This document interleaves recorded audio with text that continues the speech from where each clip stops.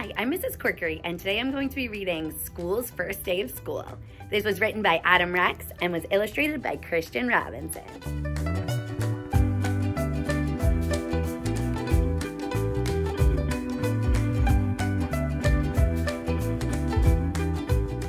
That summer, they dug up the big field and poured the foundation and set brick on top of brick until they built a school.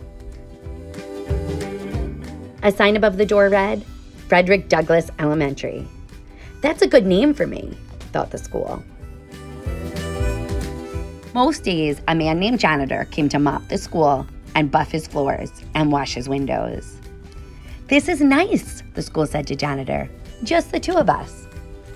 Won't be just us for long, said the janitor. Soon the teachers will come, and then you'll be filled with children. The school creaked. Children?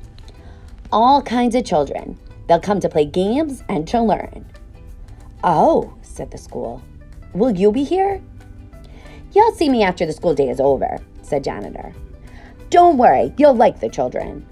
But the school thought that the janitor was probably wrong about that. Then they came, the children did, and there were more of them than the school could possibly have imagined.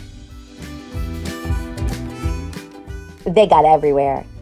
They opened and closed all of his doors and lockers and drank water from his fountains and played on his jungle gym. So that's what that is for, thought the school.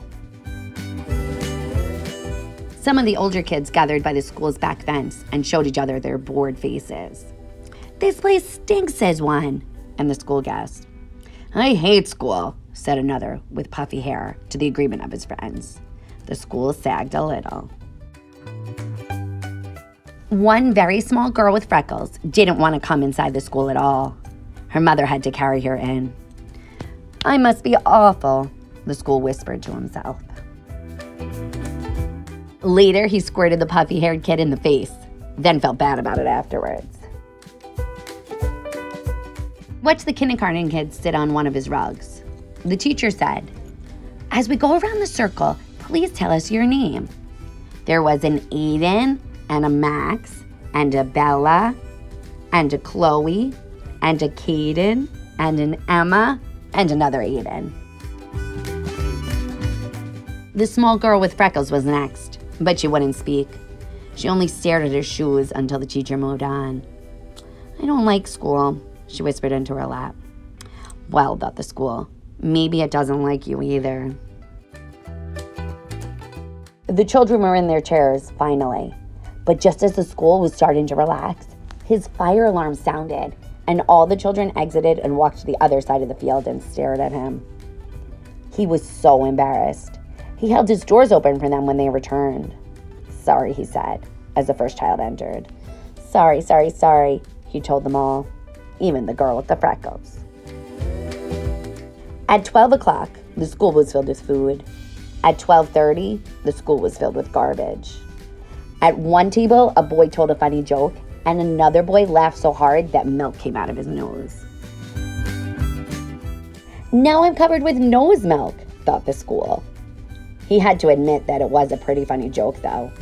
Even the girl with freckles liked it.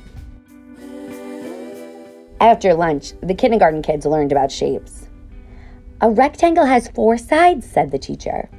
1, 2, 3, 4. And a square has 4 sides, too. In fact, a square is actually a special kind of rectangle. Wow, said the school. I did not know that. Afterward, the children made pictures with glitter and paste. The girl with freckles made a picture of the school. It looks just like me, thought the school, except glittery.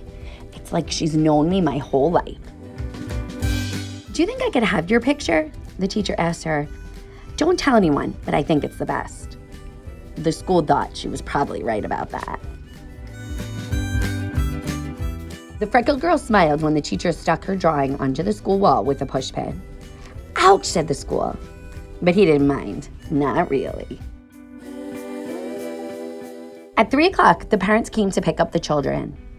At 3:30, the janitor came to pick up the school. I was full of kids, the school told him.